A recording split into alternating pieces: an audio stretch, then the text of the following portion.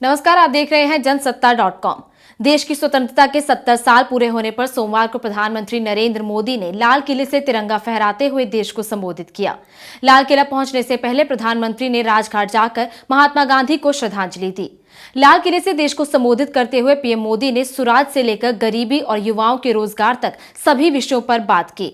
उन्होंने एम्स की उदाहरण देते हुए कहा कि आज देश के कई बड़े अस्पतालों में ऑनलाइन रजिस्ट्रेशन होती है।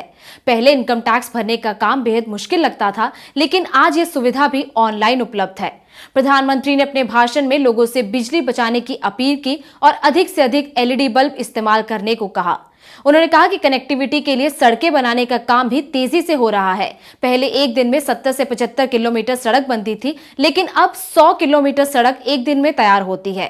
पीएम मोदी ने कहा कि 21 करोड़ लोगों को जनधन योजना में शामिल करने से नामुमकिन भी मुमकिन हो गया है। पहले पासपोर्ट बनवाने में 4-5 महीने लगते थे, लेकिन अब 1-2 हफ्तों में ही पासपोर्ट मिल जाता है।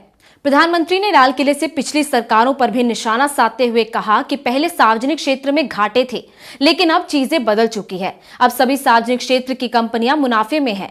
उन्होंने किसानों को 2 साल तक सूखा पड़ने के बावजूद पूरे देश को भोजन मुहैया करवाने के लिए उन्हें मुबारकबाद दी और उनका शुक्रिया अदा किया।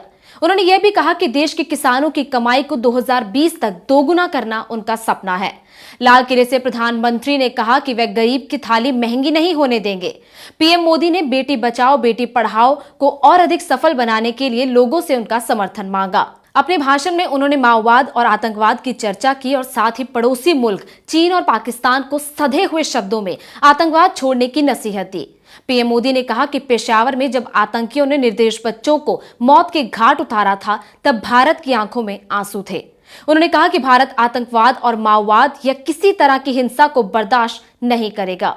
प्रधानमंत्री ने पाक अधिकृत कश्मीर, बलूचिस्तान और गिलगित लोगों का बलोच नेताओं का शुक्रिया अदा किया।